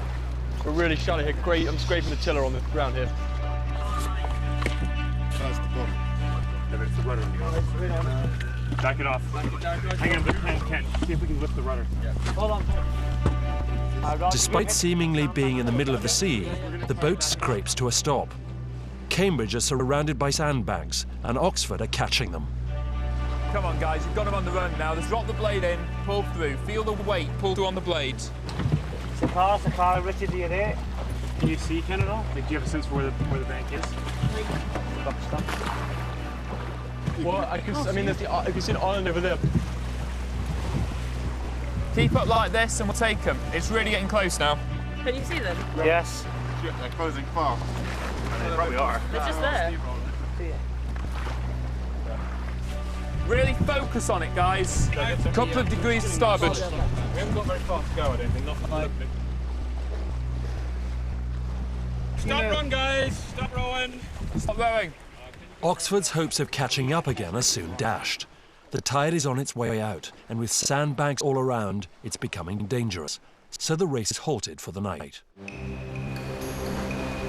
But that's the least of the problems facing the rowers. 200 miles north and heading this way, a major storm is on the march, and it threatens the whole race. Like the Vikings would have had, there are two options: sit out the storm or try and outrun it. But outrunning the storm comes with its own risks. Yes, we have several good instances of descriptions of Viking voyages from the Icelandic sagas. We have descriptions of storms coming up and the whole crew having to spend days bailing out the ship. A Viking voyage was often extremely hazardous. Could mean that you have to wait for a long time before you set across some open sea. Maybe wait for weeks even, just to have the right conditions to make a start. With the storm forecast to last a week, the teams will have to try to outrun it. They take the fastest transport available to the point on the Dutch coast where they hope to attempt the crossing.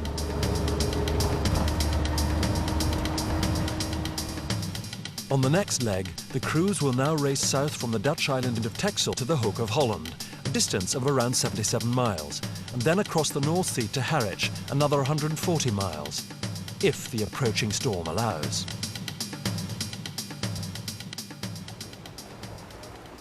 With no time to lose, they're going to make a night start to make best use of the tides.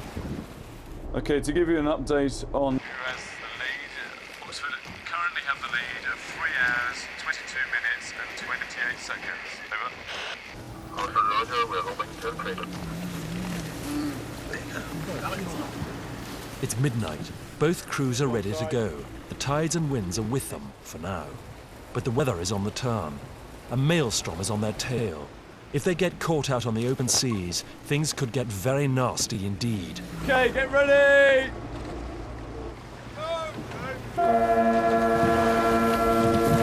10 leaning back. Go. 5. Look away. Another 5 strokes.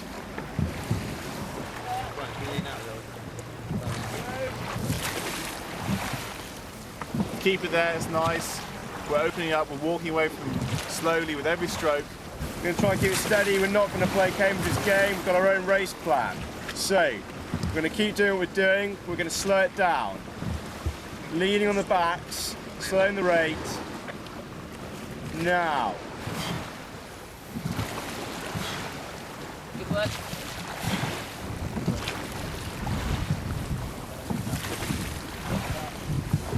Oxford have put up their sail, but the way the wind's blowing at the moment, they are actually just dropping behind a little bit now.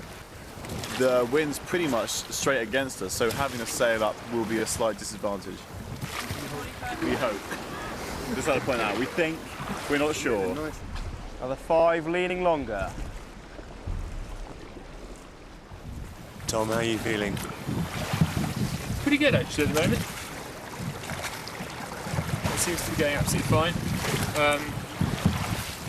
It's just about relaxing really, I guess, and not trying to put too much in too quickly. We may be a bit behind Cambridge, but then we're about 4 miles or something to an 82-mile race, something like that. There's a long, long way to go yet.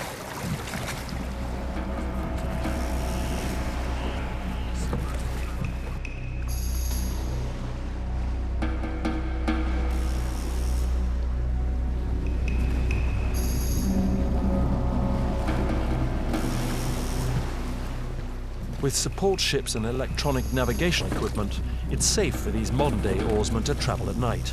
But 1,000 years ago, the Vikings would have avoided it on the dangerous coastal route and camped on shore. Only during the long-distance sea crossings would they have sailed through the night.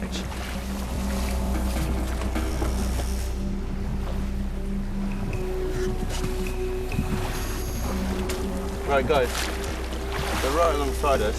Let's push off from man for man, stroke for stroke. Okay? Nice long, efficient strokes. Man for man, yeah? Take your seat out. Looks like we're edging past them. You'll see there's absolutely no wind at the moment, which is died down, so it's just rowers against rowers. Both teams have started to work each other out. Neither is able to establish a clear lead. I'm surprised they've kept up with you. Yeah, a little bit surprised, but I think with Gar Iron, it's a long race. And if they are rowing on 8, they're going to get pretty tired. So I think our tactics build on a strong foundation.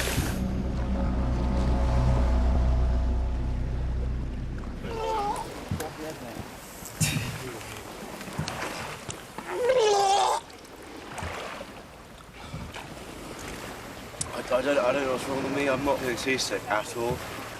Tom's not the only one feeling our colour on the Oxford boat. Yeah, Tom, are you alright there? Yeah, I think so. I've managed to pull into the muscle, I think. The other Tom's bladder problems have returned. Have you peed since you've been on the boat? No.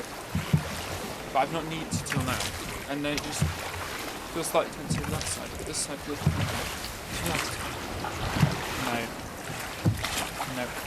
Give it a little while, mate. Down a couple of rowers, Oxford slowly start to drop behind. I think we're suffering from having been out here a bit too long. Having started middle of the night, no one's had a proper night's sleep, and it's starting to show, I think.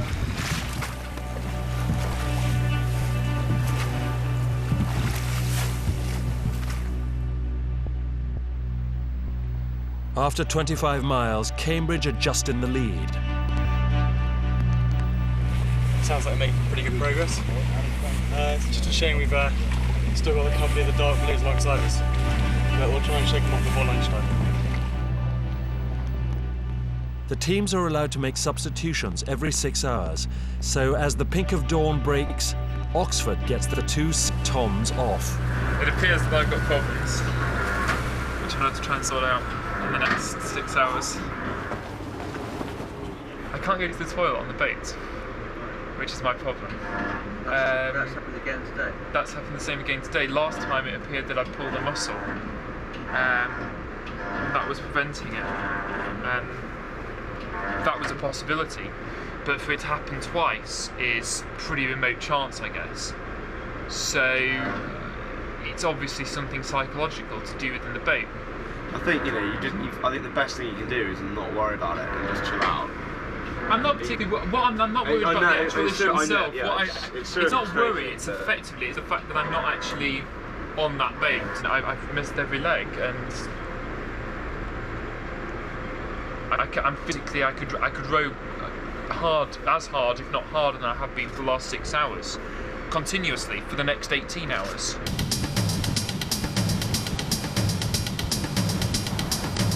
By 8 a.m. they've made about 35 miles, but slowly but surely the sea state is worsening.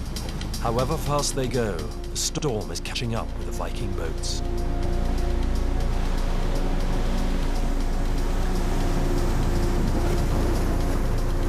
Certainly over the last couple of hours the weather's got a lot worse, and the winds come up a bit and the waves have got a lot bigger. That's it.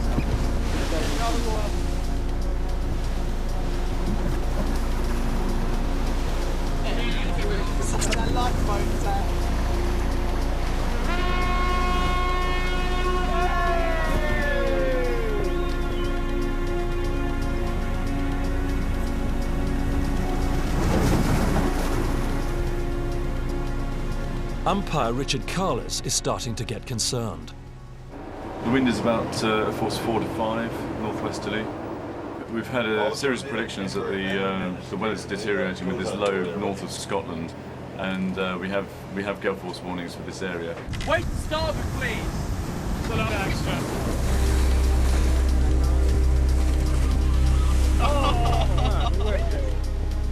If the Vikings got caught out at sea in bad storms, they could either turn and go with the wind or take desperate measures. If you're caught in a situation where you can't get out of there, actually the only way you can survive is by beaching the boat. Just turn straight into the shore and then take the surf up, which is not always comfortable, and the boat's probably not going to survive it, but your crew will probably. The shallow keel of the Viking boats allows them to sit on the surface like a cork. The only danger of sinking comes from a direct hit by a breaking wave. Unfortunately, they're getting bigger, much bigger. Okay, due to the current weather conditions, we are changing course to Nijmegen as a finish point. It's getting too dangerous. The umpire has to point the boats to a safe haven. The finish line is now the marker buoy at the entrance of the port of Nijmegen, if they get there.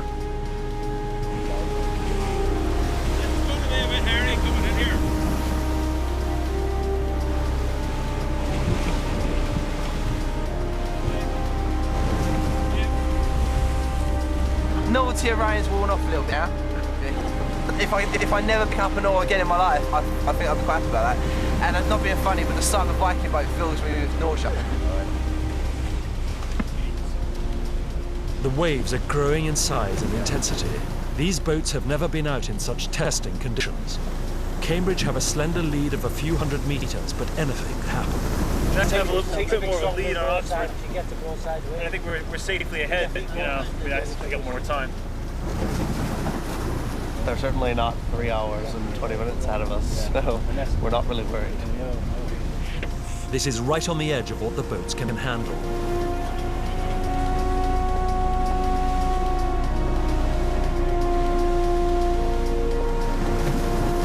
There's the boy. Come on, let's go forward. The marker buoy is finally sighted in the distance. Hello, boy. Dead ahead.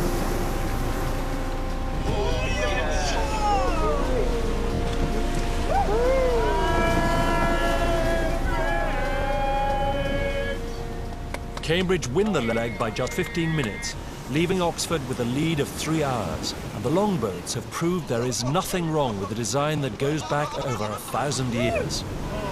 Here's another one. Awesome. The best thing ever. The wave was absolutely huge. It was fantastic. And we had a couple of people who were sort of in the back, like wanting to chuck their guts up. But I was loving it. They're built beautifully, you know, they just sit on top of the waves. There's just no water that comes in. They don't sort of crash through them or anything. Really enjoyable to sit in, you know. I don't think anyone else was seasick or anything, so it was great. Really good experience. Yeah, I think everybody's looking forward to getting clean, getting showered today, and going out and making a fresh start tomorrow. No, it wasn't that. Tomorrow they hope to cross the channel, but the forecast looks bad, and having just braved 20 miles of bad weather and barely surviving, the thought of 140 miles of raging seas is something no one wants to contemplate.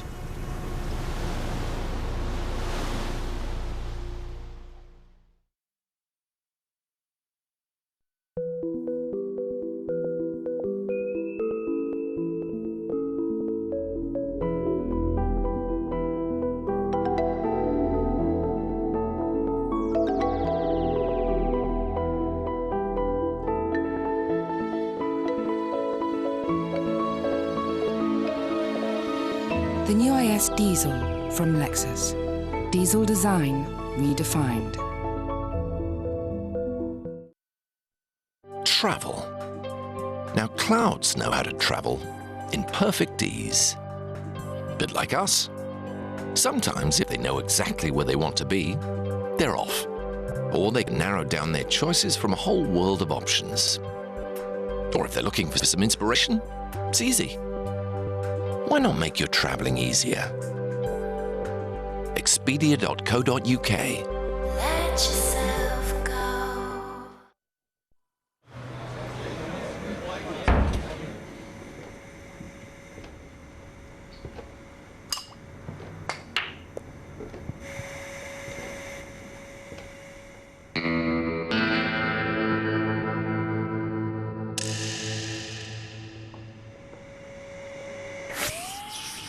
You're bad. No rubbish rugs, no nonsense. John Smith's. New to own on DVD, a never-before-seen vision of Rome. The epic drama of intrigue, conflict, and betrayal. I want him dead. The downfall of a republic eaten away by corruption and excess. What's going to happen? War is going to happen. Decisive battle begins today. This 6-disc box set features a monumental 2 hours of DVD bonus features. You with me? Rome, own the fully uncut first season from Monday.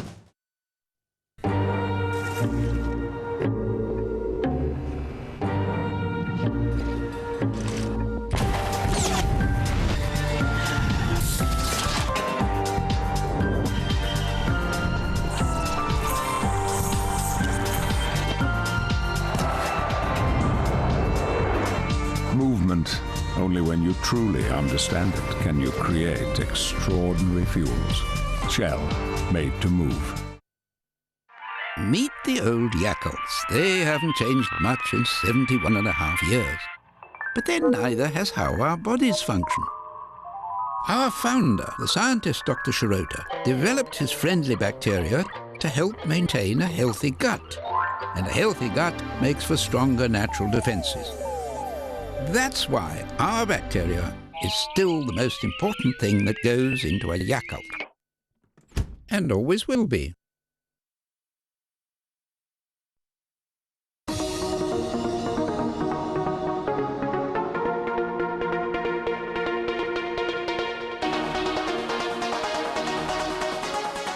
Jane's on her way and Ashleen's upset about some jeering. Get Big Brother tonight at 9:05 on 4.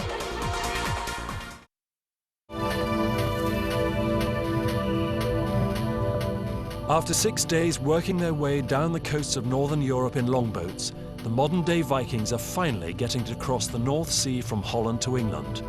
Unfortunately, it's not the way they planned. Obviously, we all came here hoping to row across the North Sea. Nature just hasn't allowed that to happen. And when we've only had 2 weeks to do this whole trip, it just was not possible with the weather we've been given. Obviously, the Vikings would have just waited and held around for a few months and then head off once the weather got nice, but we haven't got the opportunity to do that, unfortunately. The sun's out now, but the forecast for the next 3 days is so bad that attempting the crossing by longboat would be suicidal. While the two crews are disappointed, it will take more than this little setback to extinguish the fires of their rivalry. They want to race, any way they can, so a final boat race will be settled on the other side of the channel. If I'm honest, Oxford have had the better sailing experience sort of thing, but we've proved that we're much better rowers. It's going to be pretty close, you know, but we've won the last 2 legs and we're pretty confident as ever, and we're hoping for a good finish, you know. No way Cambridge are going to win today. I think we're determined to win this one, so no chance. If Oxford win the final leg, yeah, I'd be pretty shocked and disappointed. But it's not a thought really that's entered my mind. It's all about concentrating on our own boat and doing what we do best. The ancient rivals are on familiar territory now. Oxford versus Cambridge in a rowing race down a river. What's gone before has been forgotten. No one wants to lose this race.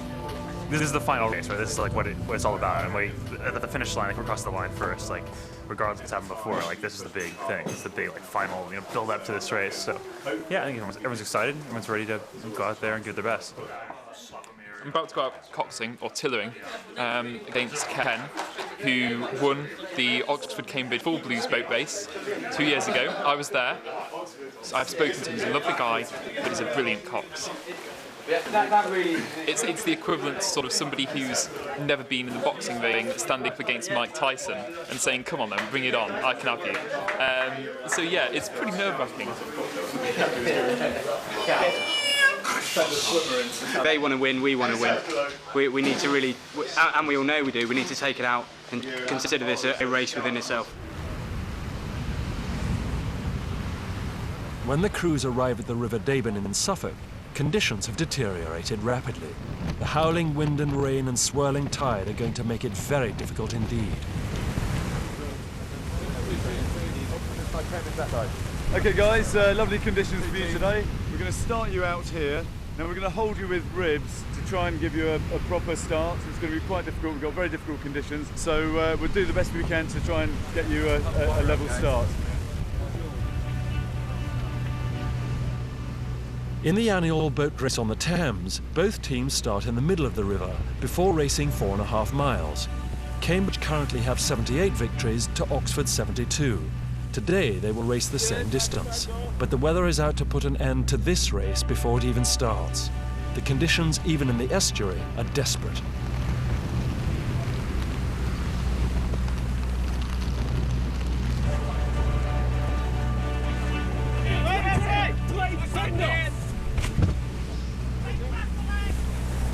Neither helmsman has seen the course. Like the real boat race, how they steer and motivate their crews could be the difference between winning and losing.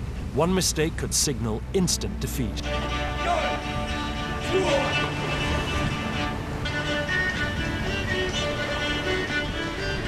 got to work with me, guys. I know it's not perfect conditions, but we can do this. Come on. Draw now, let's find the rhythm.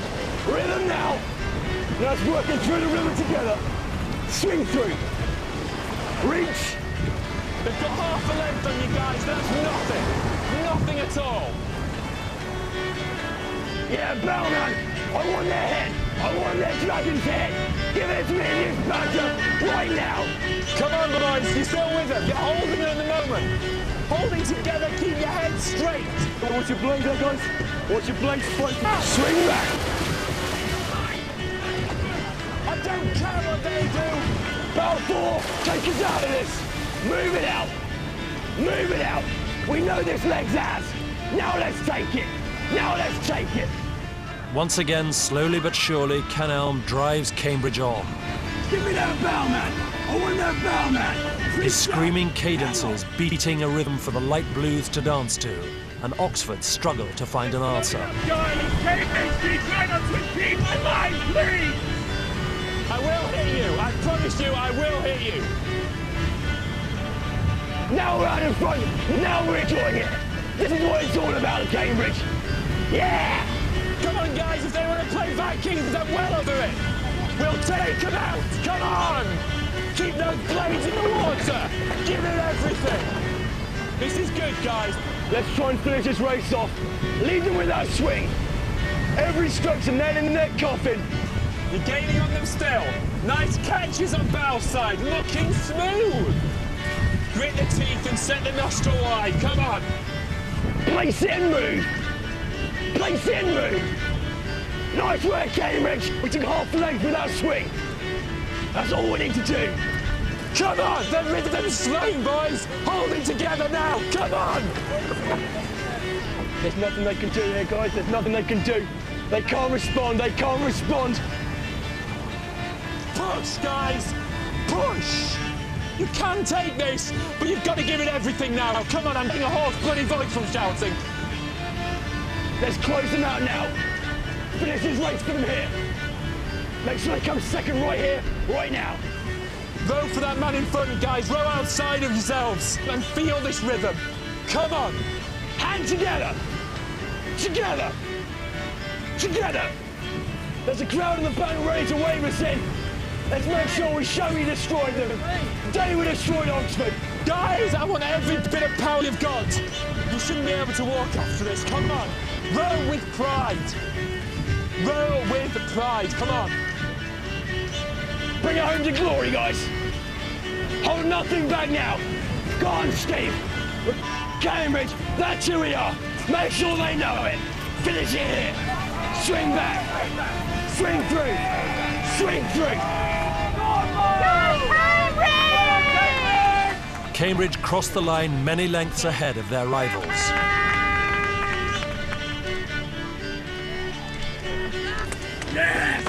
They have won this battle.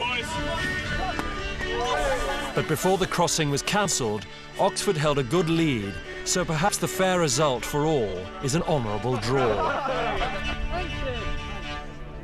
One thing I've learned from all of this is, you know, muscle and power isn't really all it needs to take to win a fight. We had a lot more control, we had a lot more in reserve, we had a lot more endurance. And frankly, that was more important than just sheer power. We, I think, were physically better rowers, but we were also a little bit cocksure, and we got caught out quite badly on the first leg, and we fully deserved it. I think it's excellent that Oxford have managed to win the entire event despite losing every other leg apart from that very first night. I think that's fantastic. And it kind of serves Cambridge right for being quite so cocky in the beginning. I think we've realised what it would have been like for the Vikings. The conditions today have been absolutely terrible, and we've been out here on a flat river. We've not been out on the North Sea, and my God, I think all of us have just thought what it would have been like to have been 100 miles from shore. I definitely not want to trade my place with someone from the Viking era, because we slept in those beds once and now we're all bitten and flea infested, and it's quite disgusting.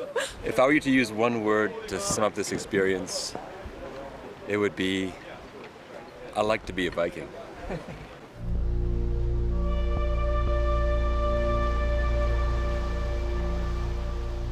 When the real Vikings landed here, they raided, traded, and eventually settled these islands. As with everywhere else they went, they left an indelible mark on the land and in our imaginations. The Vikings appeal to our imagination still to this day, and I think it's because we view them as being free of the shackles that we're under today. These were people who could go out and just do what they wanted, and they were prepared to get what they wanted by any means necessary. Although 1066 marked the end of an era and the last great Viking invasion, in fact these Vikings had made an indelible mark on the face of England. They'd left the layout of towns that we still see today. They'd formed settlements in the countryside that remain the staple of English medieval rural settlement. They'd had a major impact on the economy, and they'd opened Britain to new trade routes. So all around us, hidden perhaps underground, but nonetheless there, and a potent force, there are remains of the Viking Age, a great period in England's history. With their long and perilous journey, these Oxbridge students have been given a glimpse into the hardships the Vikings must have faced as they set out into the unknown to raid and conquer distant lands. The fact the Vikings succeeded is a tribute in part to their bravery and skill, but mostly to their revolutionary longship.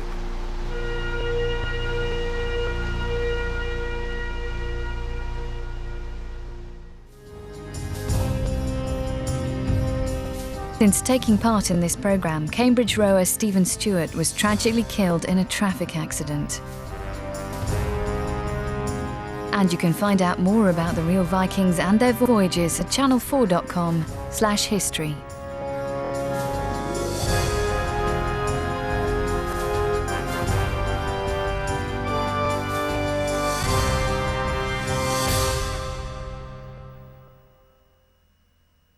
Next up, does Pete have magic powers? Aisling thinks so in Big Brother on 4. Remember school? Here. Here. Present. Yes, sir. Sir. Sir? Here. Ah! 4 boys getting another boy. And then ram them with us, giving them the ball bollocker. Yeah, the old red mister ran up to him and hit him as hard as I could. Fight! Fight! He turned round and I just thought I was going to die. I tried a fight once. I think I just tried to sort of push him or... Favourite one would always be a bundle. 10, 12 lads would just leap on some poor little fella, probably with his bag or sachet on his back. Remember school? Traditions, games, taunts, insults, the law of the playground. Friday at 9:30 on 4. Film 4 is free now. Anyone? Film 4.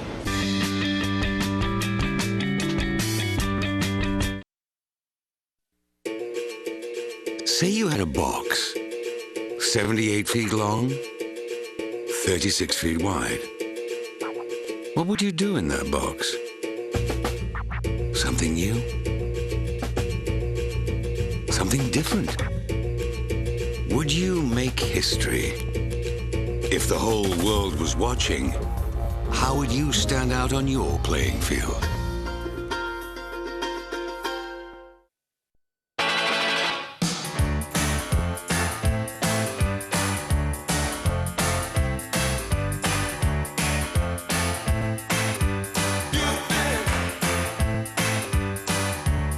Have you spotted Chevrolet's great offers around town this summer? With savings of up to £2,700 off the MRP across the Chevrolet range. To find your nearest retailer, text VALUE to 82882 or call 0800 666 222. Chevrolet. We put value first.